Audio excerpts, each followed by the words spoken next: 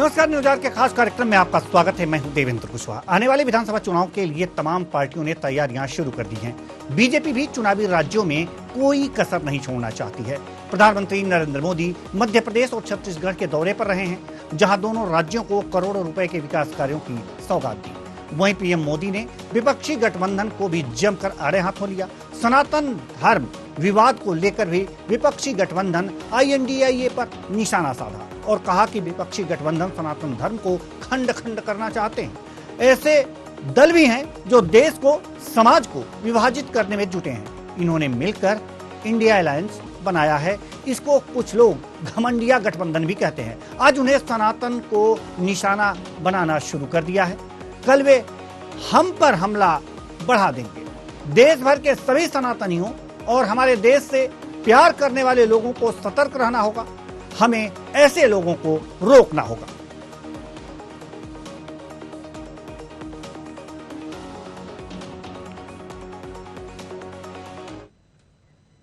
तो आज प्रधानमंत्री नरेंद्र मोदी मध्य प्रदेश और छत्तीसगढ़ के दौरे पर रहे और इस दौरे के दौरान उन्होंने मध्य प्रदेश और छत्तीसगढ़ को करोड़ों रुपए की सौगात दी है। प्रधानमंत्री नरेंद्र मोदी मध्य प्रदेश में पेट्रोकेमिकल परिसर का भूमि पूजन किया, करीब 50,000 करोड़ रुपए की सौगात दी। वहीं छत्तीसगढ़ में भी उन्होंने एक जनसभा की और विपक्ष पर निशाना साधा और करोड़ों रुपए की सौगात दी। प्रधानमंत्री नरेंद्र मोदी ने सिंगल क्लिक के माध्यम से करोड़ों रुपए के विकास कार्यों का अनावरण किया। तो आप देख सकते हैं कि किस तरह से लगातार विकास की ओर मध्य प्रदेश और छत्तीसगढ़ आगे बढ़े। इसके लिए करोड़ों रुपए की सौगात केंद्र की तरफ से दी जा रही है। साथ ही साथ वे विपक्ष पर भी निशाना साधने से नहीं चुके। उन्होंने विपक्ष पर भी निशाना साधा। मध्य प्रदेश में आपको बता दें कि उन्होंने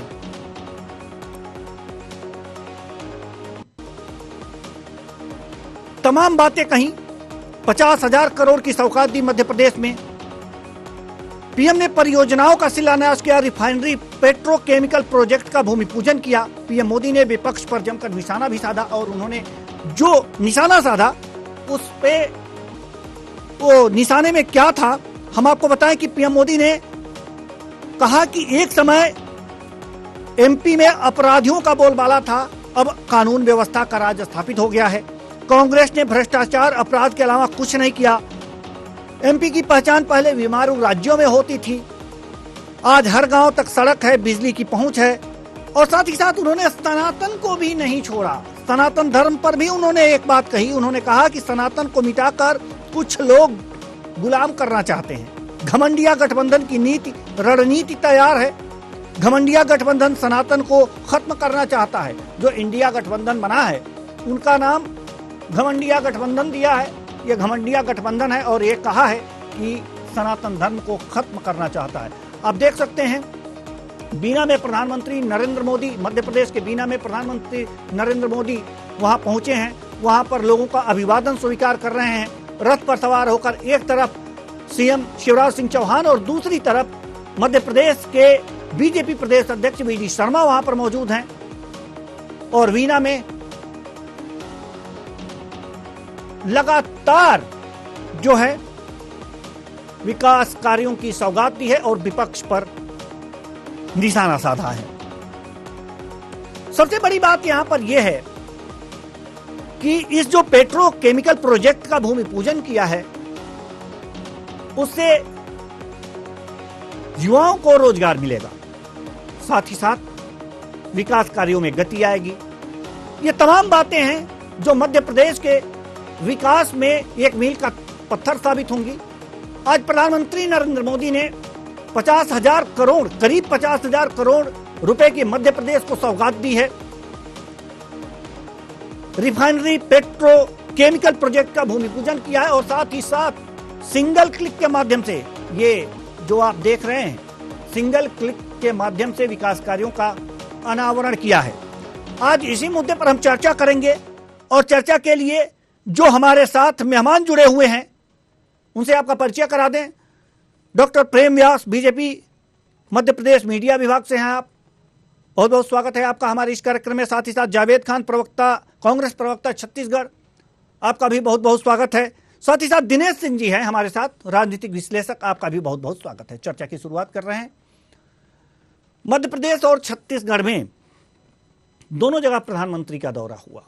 एक जगह कांग्रेस की सरकार है और एक जगह ये कह सकते हैं बीजेपी की सरकार है। डॉक्टर प्रेम व्यास, हम पहला सवाल आपसे लेंगे और जानना चाहेंगे कि प्रधानमंत्री का ये जो कार्यक्रम था वास्तव में बीजेपी किस रूप में इसे देख रही है। साथ ही साथ जल्दी से इसका जवाब दीजिएगा, क्योंकि इस पर पहले हम सभी अपने मेहमानों का विचार जानेंगे, उसके बाद से प्रश्न और उत्तर का सिलसिला शुरू होगा। जी। भारतीय जनता पार्टी तो विकास की राजनीति कर रही है और अभी जो निर्धारित G20 सम्मेलन हुआ है उसमें तो अभूतपूर्व सफलता मिली, जिसको शशि थरूर जी ने भी ट्वीट करके कहा है कि भारत की कूटनीतिक जीत है। और उसके साथ में जो समसामयिक पूरे प्रदेशों का विकास भारतीय जनता पार्टी जो कर रही है, जिसके लिए प्रदत्त है, उसको उसी दृष्टिकोण से देखा जाना चाहिए। जी, यानी कि विकास के दृष्टिकोण से देखा जाना चाहिए। जावेद खान जी, कांग्रेस प्रवक्ता छत्तीसगढ़, हम आपके पास आना चाहेंगे और जानना चाहेंगे कि आप का क्या दृष्टिकोण है, कांग्रेस का क्या दृष्टिकोण है। देखिए, नमस्कार आपको, आपके सभी दर्शकों को और सभी पैनलिस्ट को भी मेरा नमस्कार जी। कांग्रेस पार्टी से सिर्फ चुनावी रणनीति के दृष्टिकोण से देखती है, क्योंकि पूर्व में भी प्रधानमंत्री जी ने छत्तीसगढ़ में आकर के बहुत सारे घोषणाएं की थी, आज भी अधूरी लटकी हुई है। छत्तीसगढ़ में उन्होंने ट्रेन से जुड़ी घोषणाएं की हैं। 2015 में भी उस ट्रेन से जुड़ी घोषणाएं किए थे। दिल्ली राजहत्ता जगदलपुर रेल मार्ग की, वो आज तक बंद करके खड़ी नहीं हुई है, जबकि उन्होंने मंच से कहा था कि 2021 में यह रेल लाइन बिछ जाएगी और ये ट्रेन का आवागमन चालू हो जाएगा, जो अभी तक पूर्ण नहीं हो चुका है। तो हम इसे सिर्फ चुनावी हथकंडे के हिसाब से देखते हैं। बाकी देश के प्रधानमंत्री हैं, उनका भी प्रदेश है, उनका स्वागत है जी। यानी कि कांग्रेस इसे चुनावी हथकंडा मानती है कि यह चुनावी हथकंडा है। राजनीतिक विश्लेषक हैं हमारे साथ दिनेश सिंह जी, आपकी भी राय जाननी बहुत जरूरी है। जी, आप इसे किस रूप में देखते हैं एक राजनीतिक विश्लेषक होने के नाते मध्य प्रदेश और छत्तीसगढ़ के संदर्भ में। नमस्कार कुशवाहा जी, आपको दोनों पैनलिस्ट को बड़ा नमस्कार। देखिए, सबसे पहले अगर मैं इसको देखूं तो इस तरीके से कि जैसे कि प्रधानमंत्री मोदी व अन्य जो शीर्ष नेतृत्व के लोग हैं एनडीए के, तो उन्होंने अपना जो दौरा किया प्रदेश का पिछले 2-3 महीने से, तो अपने आप में एक तरह से पहले से ही जैसे कि अपना लोकसभा और विधानसभा की तैयारी को लेकर किया है। जबकि मतलब देखिए, इस वक्त होता है कि जब भी चुनाव होते हैं तो चुनाव के वक्त सभी जो दल हैं वो ताल ठोकने के लिए अपना आते हैं उसमें कि ठीक है, जिससे ज्यादा मतदाताओं को लुभा पाए और उनको अपनी तरफ कर पाए और मतों को आकर्षित कर पाए। लेकिन मतलब कि जैसे कि दोनों तरफ अगर देखा जाए तो उसमें कि इस वक्त जो है वो एनडीए का पलड़ा जो है भारी लगता है। जैसे पीएम मोदी समेत और अन्य लोग जो हैं, तो पीएम मतलब जैसे चुनाव है, चुनाव को मद्देनजर रखते हुए जैसे अपने से कि उन्होंने जो भी किया कुछ किया, जैसे कि अपने कांग्रेस प्रवक्ता इन्होंने बताया, तो ठीक है जो भी करें, लेकिन इनके भी अगर प्रदेश में जैसे छत्तीसगढ़ में सरकार कांग्रेस की है वो भी कर सकते हैं, इनको किसने रोका थोड़ी ऐसे। तो उस तरीके देखिए, क्योंकि जो सरकार जो भी चाहे केंद्र में हो चाहे प्रदेश में हो, सभी जो है वो अपनी जनता के लिए काम करने के लिए काम करती है। तो अपने तरीके से कि आप भी अपना काम करिए और आपस में अगर एक प्रतिस्पर्धा और कंपटीशन अगर करना, उस तरह करिए कि हाँ हमने ज्यादा काम किया, हमने ये काम किया और आपकी तरफ से ये कमी रही। तो इन चीजों के, इन मुद्दों को लेके चलें तो बोले कि देखिए मतदाता उसी चीज से आकर्षित होकर उसी को ले करेगा। अब जैसे आज देखा जाए पीएम मोदी हैं तो उन्होंने करीब कि 60,000 करोड़ के आसपास की परियोजना जो है वो शुरू कर रहे हैं मध्य प्रदेश में। और उसके अलावा जैसे कि अगर छत्तीसगढ़ की बात करें तो वहां पर भी करीब 6,000 करोड़ से ऊपर की जो है वो अपनी जो नई परियोजना है जिनसे कि लेकर के रोजगार बढ़ेंगे, साथ में कोयले का आवागमन अगर बढ़ेगा तो देखिए इंडस्ट्रियल एक जो बेल्ट है उसमें नई शुरुआत होंगे, नए तरीके से रोजगार का सृजन होगा। तो बहुत सारी चीजें जिससे कि बहुत अच्छा रहेगा। और मैं शुभकामनाएं देता हूँ उस चीज में कि आगे लेकर के दोनों प्रदेश हैं उनका दिन दुगने चार राज्यों की उन्नति करें। बस यही शुभकामनाएं जी, यही शुभकामनाएं हैं। अब हम आना चाहेंगे डॉक्टर प्रेम व्यास, बीजेपी मध्य प्रदेश मीडिया विभाग। सवाल यहाँ पर यह है कि विकास कार्यों की सौगात दी है, बीजेपी कह रही है कि वास्तव में विकास की ओर अग्रसर हो मध्य प्रदेश और छत्तीसगढ़, इसलिए प्रधानमंत्री नरेंद्र मोदी यहाँ पर आए और विकास कार्यों की सौगात दी, जबकि बीजेपी का कहना है कि चुनावी हथकंडा है।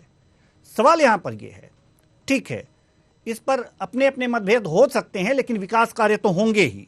सवाल यहां पर यह उठ खड़ा हो रहा है कि प्रधानमंत्री नरेंद्र मोदी ने विपक्ष पर भी निशाना साधा है और उन्होंने जो इंडिया गठबंधन है उसे घमंडिया गठबंधन की संज्ञा दी है।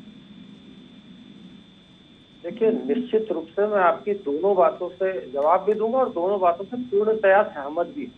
एक तरफ जहां पर G20 सम्मेलन चल रहा है, एक तरफ जहां विश्व पटल के विकसित देश भारत भूमि पर है, उस तरफ एक तरफ तो यहाँ ये सब व्यवस्थाएं हो रही, दूसरी तरफ इनके नेता राहुल जी विदेश में जाकर यूरोप दौरे पर कह रहे हैं कि अल्पसंख्यक भारत में परेशान, अल्पसंख्यक भारत में सुरक्षित नहीं है, अल्पसंख्यकों का भारत में दोहन हो रहा है। इन्होंने जो अल्पसंख्यक आयोग बनाया था उसमें अगर अल्पसंख्यक, इनके अनुसार अगर अल्पसंख्यक सिर्फ मुस्लिम नहीं है तो जैन भी है, बौद्ध भी है, ईसाई भी अल्पसंख्यक है, तो क्या इन समुदाय में से कभी अल्पसंख्यक का अध्यक्ष इन्होंने बनाया है?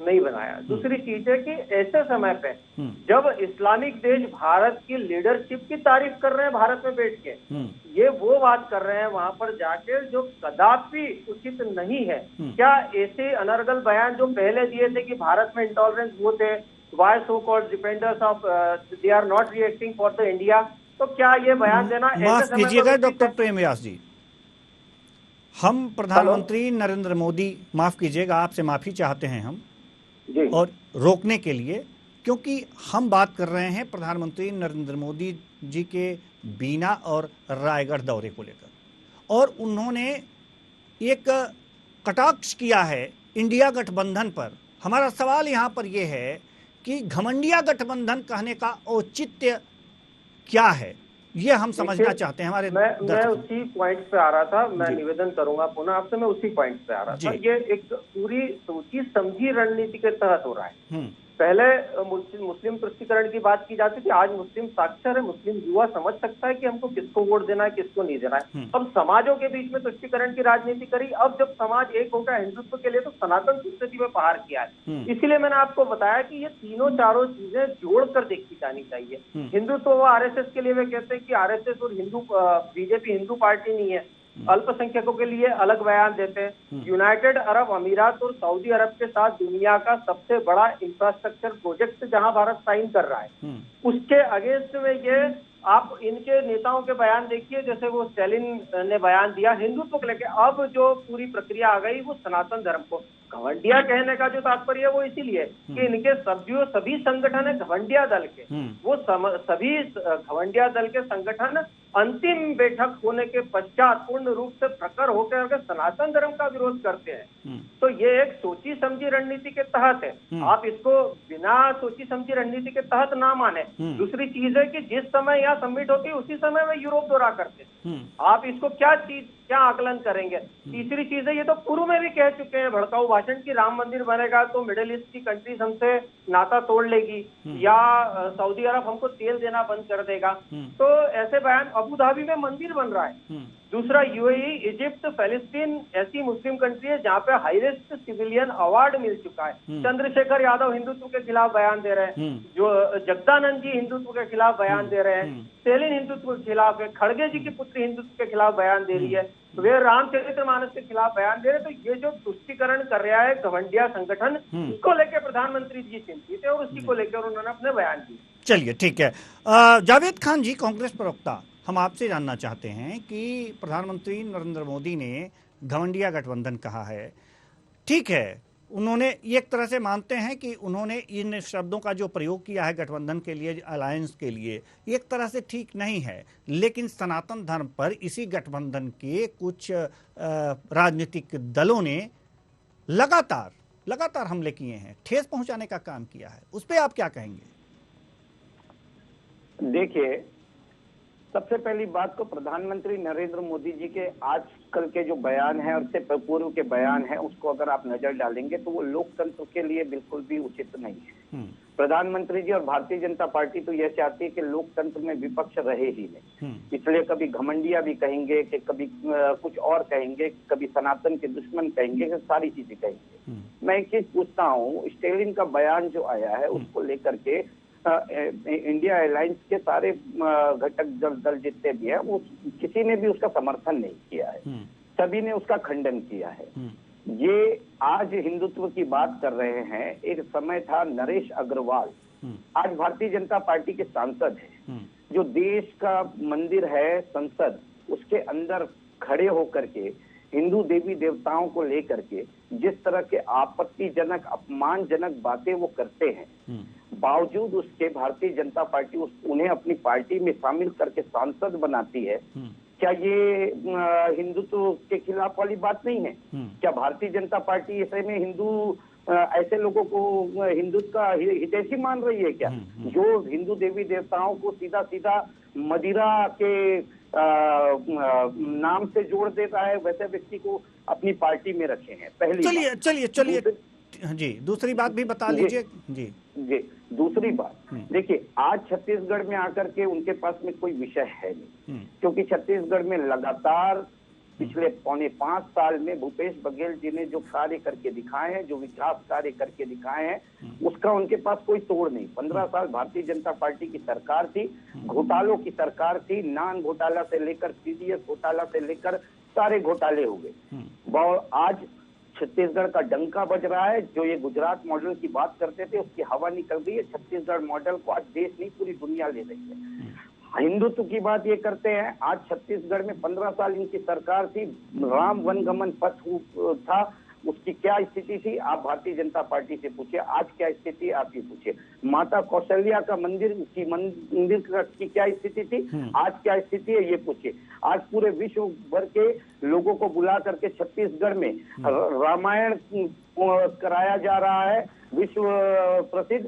वो कौन करा रहा है? कांग्रेस की सरकार करा रही है। इनसे पूछिए। देखिए, राजनीति अपनी जगह है, धर्म अपनी जगह है, लेकिन भारतीय जनता पार्टी जिस तरह से धर्म की आड़ में राजनीति करनी चाहती है, वो यह साबित करता है कि पिछले 9 साल में प्रधानमंत्री नरेंद्र मोदी जी ने कुछ नहीं किया है, और अब वोटों के ध्रुवीकरण के लिए वो सिर्फ और सिर्फ सनातन को डरा रहे हैं, यह बोल करके कि सनातन खतरे में है। जो सनातन की बात करता है और उसके सरकार में अगर सनातन खतरे में है, तो ये देश के सनातनियों को सोचने वाली बात है। 60 साल कांग्रेस ने राज किया, कोई सनातन खतरे में नहीं था, देश का कोई हिंदू खतरे में नहीं था, देश का कोई समाज खतरे में नहीं। चलिए ठीक है, हम राजनीतिक विश्लेषक दिनेश सिंह जी के पास जाएं। माफ कीजिएगा, हम थोड़ी देर बाद आएंगे, बारी तो आप ही की है, लेकिन जो सवाल जावेद खान जी ने पैदा कर दिए हैं उसका जवाब बीजेपी बेहतर दे सकती है। इसलिए हम डॉक्टर प्रेम व्यास के पास आते हैं और यही कहेंगे कि जल्दी से जवाब दे दीजिए, क्योंकि हमें राजनीतिक विश्लेषक दिनेश सिंह जी के पास भी जाना है। जल्दी से जवाब दीजिए सर। दे देता हूं। जैसे इन्होंने कहा कि लोकतंत्र की हत्या हो रही है, देखिए आप जो स्टेटमेंट पूर्व में राहुल गांधी जी दे रहे हैं, वही कांग्रेस की प्रवक्ता दे रहे हैं। मतलब एक पूरी सोची समझी रणनीति के तहत कांग्रेस पूरे देश में विरोधाभासी बयान चला रही है, विरोधाभासी कार्य कर रही है। दूसरा, इन्होंने जिस विधायक के बारे में कहा, वो उस समय समाजवादी पार्टी के हुआ करते, तो समाजवादी पार्टी के होने के तहत उन्होंने, आप मेरी बात सुन लीजिए, कांग्रेस प्रवक्ता सुन नहीं पाते, समस्या है ये मछली बाजार नहीं है, अच्छी जगह बहस चल रही है, अच्छी जगह बहस चल रही है, मछली बाजार नहीं है। आप अच्छे से बात करिए, मैं जवाब देता हूँ, आप प्रश्न करिए, मैं जवाब दूंगा, मैं प्रश्न करूंगा, आप जवाब देना, है ना। तो आपका जब टर्न आएगा भाई, जब आप बोल देना, आपका जब टर्न आएगा, जब आप ये विषय रखते ना, जैसे मैं सुन रहा था, आपने जितने नरगल आरोप लगाए मैंने सब सुना है, मैंने बीच में जवाब नहीं दिया। अब मेरा समय है, मैं कहूंगा आपके पास आएंगे, आप जवाब देना उसका, ठीक है, क्योंकि पहले ही समय की कमी है। दूसरा, इन्होंने जैसे लोकतंत्र की बात करी, और जो इन्होंने कहा कि हमने तो विरोध करा, आरजेडी, डीएमके, एसपी, क्या विरोध करके क्या दर्ज करवा दिया? क्या उन लोगों को इन्होंने अपने घमंडिया गठबंधन से बाहर कर दिया, या सार्वजनिक रूप से उनकी भर्त्सना करी है और उन लोगों को कहा है कि इस तरह के अगर आप बयान देते हो तो आप हमारे संगठन का हिस्सा नहीं होंगे? तीसरी चीज है, यह मेरी बात अभी इन्होंने टाल दी थी, उस समय वे समाजवादी पार्टी दल के नेता थे, सार्वजनिक रूप से माफी मांगी और सनातन धर्म को पूर्ण रूप से स्वीकार करने के बाद जो भारतीय जनता पार्टी में आए हैं, उसके बाद उनका एक भी बयान हो तो सुन लीजिए। तीसरी चीज है, जब दिग्विजय सिंह यहाँ से बोलते हैं कि वो भटके हुए नौजवान है, तब तो आपको बहुत अच्छा लगता है। जब वे कहते हैं शांति के मसीहा है डॉक्टर जाकिर नाइक, तब तो बहुत अच्छा लगता है। लेकिन कोई एक व्यक्ति अगर कोई एक घटना के लेके, सनातन धर्म का कोई व्यक्ति किसी घटना को लेकर ग्लानि महसूस करता है, सार्वजनिक रूप से माफी मांगता है, उसके बाद पुनः संगठन में आता है, तो आपको आपत्ति होती है। तीसरी चीज है, छत्तीसगढ़ की बात करें, छत्तीसगढ़ मुख्यमंत्री के पिताजी ने क्या कहा था कि सनातन धर्मावलंबियों की रखिया की नदी में जाकर डाल देना चाहिए, उसके खिलाफ आप लोगों ने क्या कहा? दूसरा, छत्तीसगढ़ में अभी महादेव ऐप का मामला चल रहा है, क्या करा उसको लेके? छत्तीसगढ़ में शराब विनिमय को लेकर घोटाला हुआ, क्या करा उसको लेकर। तो ऐसे बहुत सारे चीजें हैं। पुनः मैं अपनी बात दोहराऊंगा, भारतीय जनता पार्टी मात्र विकास की बात करती है। हिंदुत्व हमारा एजेंडा पूर्व में भी था, अभी भी है। सर्वधर्म विकास, सर्वधर्म को साथ में लेते हुए हम कार्य करते हैं। चलिए ठीक है, हम आपके पास आएंगे। हमारे साथ राजनीतिक विश्लेषक दिनेश सिंह जी भी हैं। हालांकि इनकी बारी थी, लेकिन हम पुनः डॉक्टर प्रेम व्यास जी के पास चले गए। और जावेद खान जी कुछ कहना चाहते हैं, लेकिन थोड़ा सा धैर्य रखिए, आपके पास भी हम आएंगे। लेकिन दिनेश सिंह जी सवाल यहाँ पर यह है कि राजनीति और धर्म की राजनीति का धर्म और धर्म की राजनीति दोनों दो बातें हैं, लेकिन आपको नहीं लगता कि इसमें घालमेल हो गया है?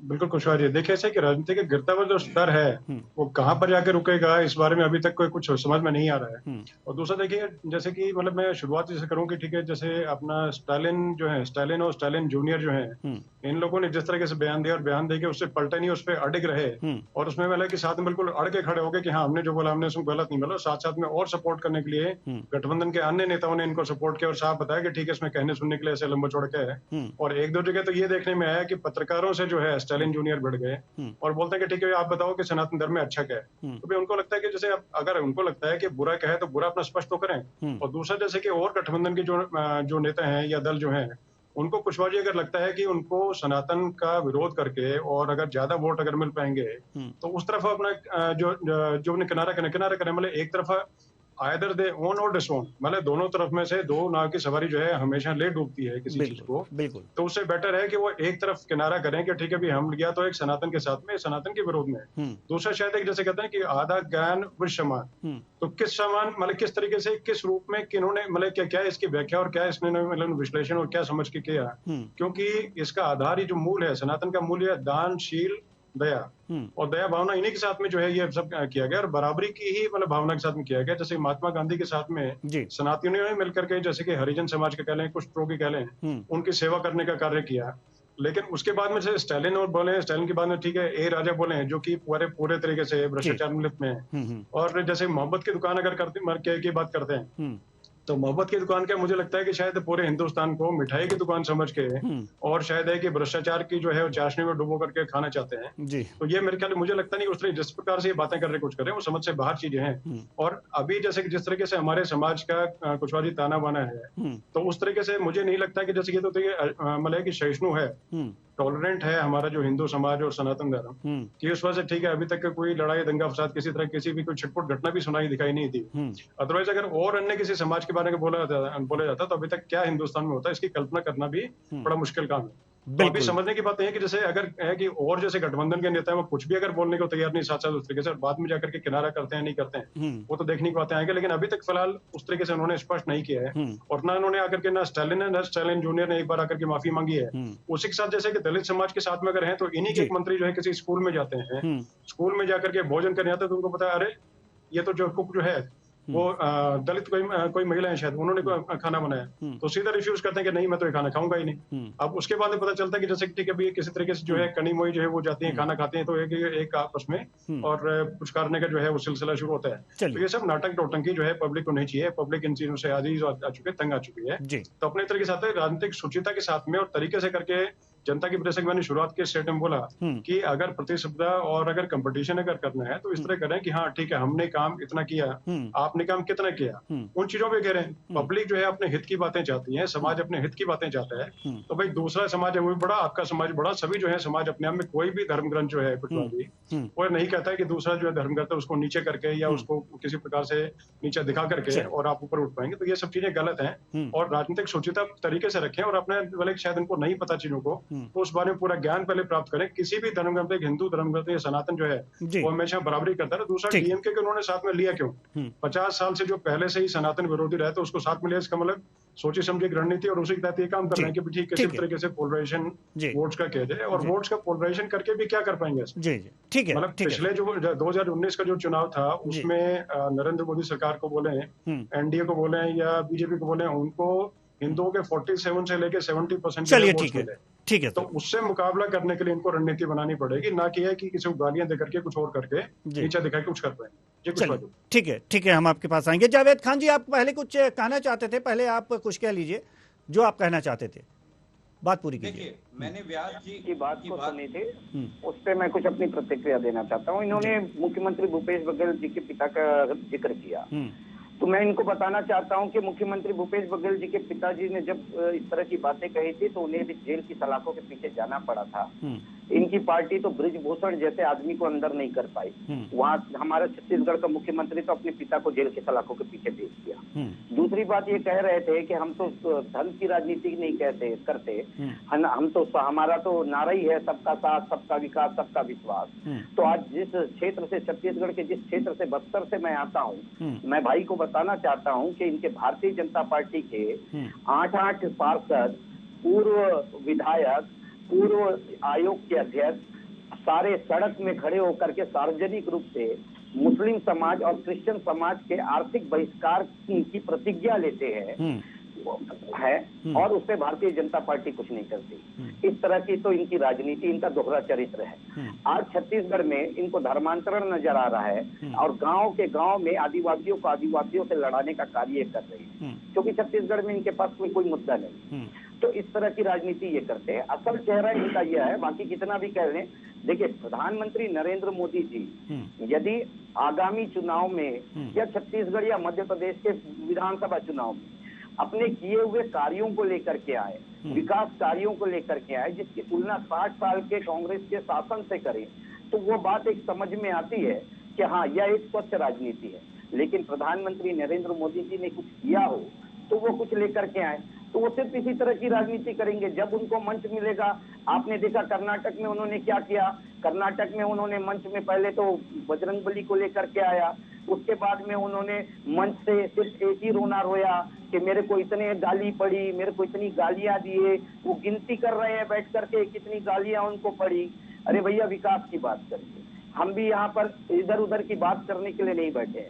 हम तो छत्तीसगढ़ चुनाव में जा रहे हैं, 2 महीने के बाद चुनाव है। हम तो हमारे द्वारा किए गए कार्यों को लेकर के जा रहे हैं, विकास कार्यों के साथ में हम जनता के बीच में जा रहे हैं। तो ऐसी स्वच्छ राजनीति होनी चाहिए।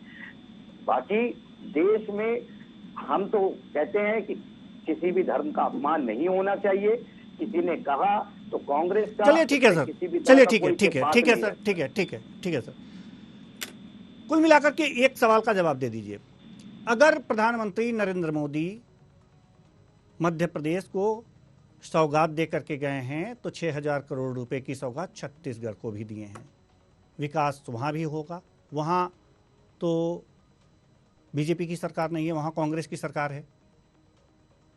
तो अगर जो विकास कार्यों के लिए इस तरह से सौगात दिए जाते हैं तो इसमें राजनीति कहाँ है? जल्दी से जवाब दीजिए क्योंकि समय समाप्ति की ओर है। जी, इसमें राजनीति इसलिए नजर आती है कि जब ये पूर्व के किए हुए विकास कार्यों की घोषणाएं जब पूरी नहीं होती छत्तीसगढ़ में, जब छत्तीसगढ़ में 3 साल में 67,000 से ज्यादा यात्री ट्रेनें रद्द कर दी जाती है, जब पूरी राष्ट्रीय ट्रेनों को रद्द करके उन ट्रेन की पटरियों में अडानी और अंबानी का लोहा को दोहरा जाता है, भेजा जाता है, तो फिर वहाँ पर राजनीति नजर आती है, वहाँ पर विकास नजर नहीं आता। जी, जवाब दीजिए सर, क्यों पूर्व की घोषणाएं जो हैं वो पूरी नहीं हुई और अब क्या गारंटी है? जी जी, ठीक है, हम आपके पास आएंगे सर, हम आपके पास आएंगे। हाँ, हो गई बात, समझ में आ गई। हमारे पास समय की कमी है। डॉक्टर प्रेम व्यास जी, आप बताइए पहले। चीजें बोलिए, मैं संक्षिप्त रूप में 3-4 चीजों का जवाब देता हूँ। जी, जल्दी से क्योंकि समय नहीं है हमारे पास। राहुल गांधी जी विदेश में बैठ के कर्नाटक के एक संगठन को सेक्युलर घोषित करते हैं और वही संगठन अगले दिन सड़कों पर आकर कहता है कि हिंदुओं को मंदिर के बाहर मार के लटका देना चाहिए। क्या आपने कोई स्टेटमेंट दिया? नहीं दिया। अरे भैया, हम विकास कार्यों की बात कर रहे हैं, हम विकास कार्यों की बात कर रहे हैं, राहुल गांधी भारत की धरती गंदी है, ये कहने वाले लोगों के घर में जाते हैं राहुल गांधी, जब आपको पीड़ा नहीं होती है। भूपेश बघेल जी के पिताजी जब कहते हैं तो आपकी पार्टी क्या करती है उसके खिलाफ कानून संज्ञान लेता है, कोर्ट संज्ञान लेती है। आपने क्या करा था? विकास की बात आप करते हो, आपने 50 साल 60 साल में क्या विकास करा है? आपने 9 साल में क्या किया? आप ये बताइए, 9 साल में आपके प्रधानमंत्री जी ने क्या कार्य किया ये बताइए। भ्रष्टाचार की राजनीति करते, भ्रष्टीकरण की राजनीति करते। आप लोगों का एजेंडा है संसद से लगे सदन चिल्लाना, जब जाके प्रधानमंत्री जी का स्टेटमेंट सुनने की कोशिश करते, जब प्रधानमंत्री जी बोलते तो चले आते बाहर, 4-4 दिन के लिए रोडों पर बैठते। प्रधानमंत्री जी जब बोलते तो सदन छोड़ के चले आते हैं। ये तुम्हारी बात है, ये तुम्हारे स्टेटमेंट है। इसी तरीके से कांग्रेस से पूर्व में भी व्यक्त करे, अभी भी व्यक्त करती है। भारतीय जनता पार्टी विकास की राजनीति करती है। मैं बताता हूँ, सुनने की ताकत हो तो सुनिए। चलिए सर, हमारे पास समय बिल्कुल भी नहीं है। एक अंतिम प्रतिक्रिया हम लेना चाहेंगे दिनेश सिंह जी से। एक अंतिम प्रतिक्रिया। ठीक है सर, ठीक है, ठीक है। यहाँ चिल्लाने से कुछ नहीं होगा सर, यहाँ चिल्लाने से कुछ नहीं होगा, यहाँ शांति से। दोनों मेहमानों से निवेदन है, दोनों मेहमानों से निवेदन है, डॉक्टर प्रेम व्यास, जावेद खान जी, दोनों मेहमानों से निवेदन है। हमारे पास समय बिल्कुल भी नहीं है। राजनीतिक विश्लेषक दिनेश सिंह जी, हम आपसे जानना चाहते हैं। जैसे ही भारतीय जनता पार्टी अपनी बात करती तो ये मछली बाजार वाले चिल्लाने लगते हैं। सड़क से लेकर सांसद, इनकी यही स्थिति है। जी कुशवाहा जी, मणिपुर 3 महीने का चिल्लाते हैं। दिनेश सिंह जी, इस तरह के लोग हैं, ये इस तरह के कृत्य करते हैं। इनको छत्तीसगढ़ में आर्थिक नग्न प्रदर्शन वाले लोग भी दिखते हैं, आदिवासी भी सूट भी करते हैं। देखिए सर, विकास की अगर बातें अगर करते हैं तो आज प्रधानमंत्री ने दोनों प्रदेशों में विकास की बातें की हैं। शहीद हुए। जी, जल्दी से दिनेश सिंह जी, जल्दी से दोनों मेहमानों को ऑडियो डाउन किया जाए। जी दिनेश सिंह जी, जल्दी से। हाँ कुशवाहा जी, देखिए ऐसा है कि दोनों प्रदेशों में और अच्छी सौगातें दी है प्रधानमंत्री ने, तो उसका स्वागत देखिए होना चाहिए कुशवाहा जी। बिल्कुल। और दूसरी बात, जैसे कि अडानी बार बातें कहते, तो देखिए अडानी की अगर इतनी एलर्जी अगर अडानी से नाम से अगर है, तो कांग्रेस के समय में और जो पूर्व में यूपीए था उसके समय में अडानी जो फला फूला, उसके बारे में क्या कहना चाहते हैं? दूसरा, जैसे कि राजस्थान में कांग्रेस की सरकार है, छत्तीसगढ़ में कांग्रेस की सरकार है, तो कांग्रेस में अभी हाल फिलहाल में 80,000 बीघा से ज्यादा जो जमीन जो है वो कौड़ियों के भाव में जो है अडानी को दी गई है, तो उस बारे में क्या कहना चाहेंगे? दूसरी बात देखिए, मूलभूत सुविधाओं के बारे में छत्तीसगढ़ में क्या वहाँ के लोकप्रिय प्रधान जो वहाँ के मुख्यमंत्री उन्होंने क्या किया? अब सिकल सेल एनीमिया जो है वो बहुत बड़ी भारी बीमारी है, जिसके बारे में कभी उनका शायद ध्यान भी नहीं किया। तो आज जो है, आज के दौर में प्रधानमंत्री ने 1 लाख सिकल सेल एनीमिया के लिए कंसल्टेशन जो कार्ड बांटे हैं, उस पे उसको बीमारी उसका एड्रेस करने का काम किया है, और अन्य कार्य जो किए गए। तो इस बारे में सोचना समझ रहे कि ठीक है, विकास के कार्य उन पे, जैसे मैंने पहले बोला कि विकास के जो कार्य हैं वो करेंगे जनता के लिए, तो उसी चीज से आपका विश्लेषण होगा कि हाँ ठीक है, ये पार्टी और सिंहासन वाली कुर्सी बैठने के लिए, हमारी सेवा करने के लिए, और हम उसको चुनते हैं। लेकिन अगर आपस में अगर इसी तरीके से करते रहेंगे, जैसे कांग्रेस पार्टी या एनडीए मतलब जो है, तो आपस में इस तरह, जैसे कि अब जैसे आपस में जैसे इस वक्त केंद्र सरकार के जो लोग हैं वो आकर के पूरी तरीके जुट चुके हैं, और जो इंडिया गठबंधन है उसके लोगों का अभी तक यही नहीं हो पाया कि सीट शेयरिंग जो फॉर्मूला है वो किस तरह कर पाएंगे। और जो 47 से लेकर 70% के बीच में एनडीए गठबंधन को जो पहले वोट मिला था, हिंदू वोट मिला था, उससे कैसे लड़ पाएंगे? तो रणनीति अपनी तय करें, तरीके से चलें। मतलब कि मजबूत विपक्ष जो है वो एक आधारभूत चीजें होती हैं कि मजबूत विपक्ष वो भी जो है जरूरी होता है देश में। तो मजबूत विपक्ष लेकिन बनने के लिए पहले कि अपने आप को जनता के सामने आपको खड़ा करना पड़ेगा। नहीं खड़ा कर पाएंगे तो जनता फिर आपको नकार देगी, और अस्तित्व की लड़ाई जो है वो एक शुरू हो जाएगी। उससे अच्छा है कि आप विकास की जो गंगा बहें, विकास का कार्य करें, और सोच समझ के अपना जो है किस तरह की जनता के बीच अपने आप को पेश करें, वो काम करें, तभी ठीक रहेगा। तभी ठीक रहेगा। सोच समझ करके दोनों राजनीतिक दलों को काम करना होगा, दोनों राजनीतिक दलों को सोच समझ करके काम करना होगा, जनता के सामने पॉजिटिव छवि पेश करनी होगी, तब जाकर के कहीं मामला समझ में आएगा और लोगों की नजरों में आएंगे। बहुत बहुत धन्यवाद तीनों मेहमानों का, आप आए और अपने अपने विचार साझा किए। तो कुल मिलाकर के प्रधानमंत्री नरेंद्र मोदी ने विकास कार्यों की सौगात दी है। जहां 50,000 करोड़ रुपए की सौगात मध्य प्रदेश को दिया है, वहीं पर 6,000 करोड़ रुपए की सौगात छत्तीसगढ़ को भी दी है।